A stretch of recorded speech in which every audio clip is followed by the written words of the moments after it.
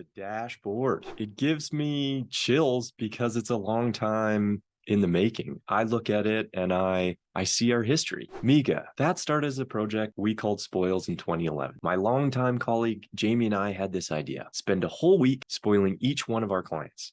The entire week would be devoted just to them. We would do whatever we could to improve their financial lives and overall experience with our team. We were low tech in those days, so each client just had these crimson maroon binders. It was Lucas who had the idea for Miga: make it go away. And when you think about financial tasks, all you want is for them to go away. RSP contributions, make it go away. Open an RSP account, collect the grants, make it go away. Tax prep, come on, make it go away. Good behaviors compound, but so do bad behaviors. And the anecdote to an unfinished task list, that's Miga. And then Cheryl, you get lucky in life to meet people who change your life's trajectory. And I was lucky enough in 2012 to meet David Porter and Andy Zylstra at Richardson. They lived in Edmonton, and I would drive up there and they would clear their entire schedule for like 2 days just to teach me about the right way to deliver service. They were just so incredibly kind and generous with their time. So what they really taught me about was process and systematization. So you could truly get better, improve your tools, deliverables, and overall client experience. There's a Bruce Lee quote about how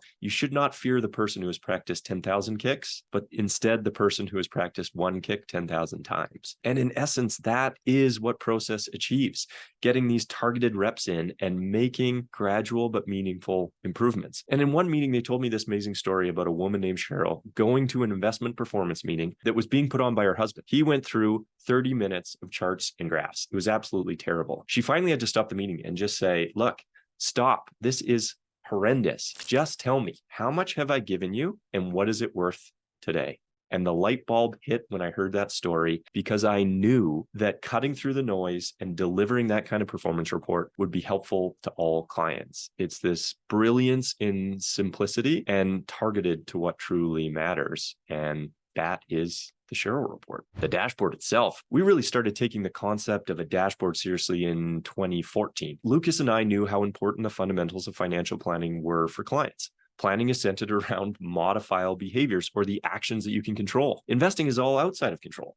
Focus should clearly prioritize concentration on what can be manipulated and where positive change can occur. But we knew the industry standard of a 75-page PDF report, complex jargon, and uninspired data visualizations was not going to cut it in the modern era. As advisors, as educators, we needed to be better. And we needed to create data around people's financial households so that they could make informed financial decisions. We know that these big financial decisions, they're pivot points in our financial lives. And these big decisions are relatively infrequent. We wanted to make sure those decisions were being contemplated with as much integrity as possible. The result is that you don't have to lay in bed gazing at the ceiling wondering, will you be okay?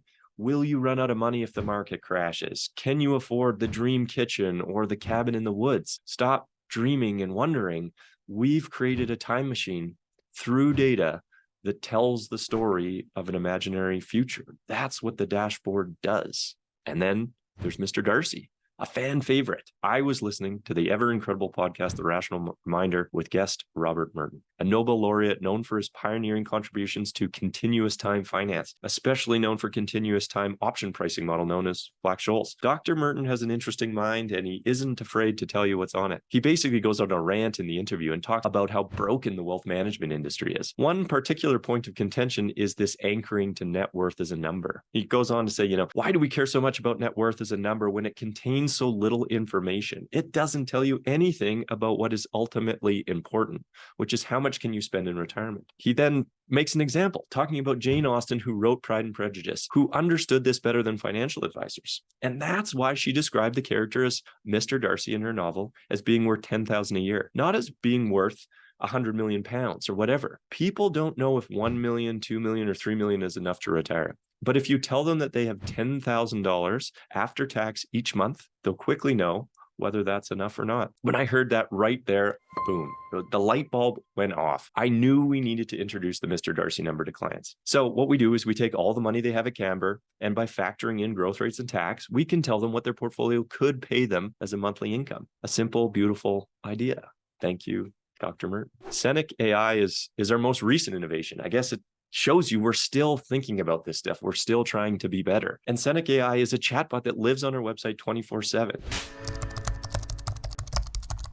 It's designed to answer questions related to Camber, its service offering, and our investment approach. The idea was sparked from an interview I really love, Patrick O'Shaughnessy in Invest Like the Best. In this incredible episode, he's talking about all the ways that AI is changing the client experience. And as they went through the use cases of AI, I just knew that this was a project that Camber needed to embark on. The reason is simple. Canadians are too polite. And so often in wealth management, the banks, they invert this power dynamic. Somehow you, the client with the money, feel subservient to an advisor who takes this superior type role. We wanted to change that. We wanted people to ask the questions that were truly on their mind. Should I trust Camber? What are the fees? Do they get compensated in ways that I'm not aware of that could be biasing their advice? Am I getting ripped off? We have amazing answers to all these questions. Honestly, we wish people would just ask us the hard questions more often, but they don't. So that's what Seneca AI is there to do. 24/7, when you're thinking about this stuff, when questions come to your mind, when you really want to ask the hard ones,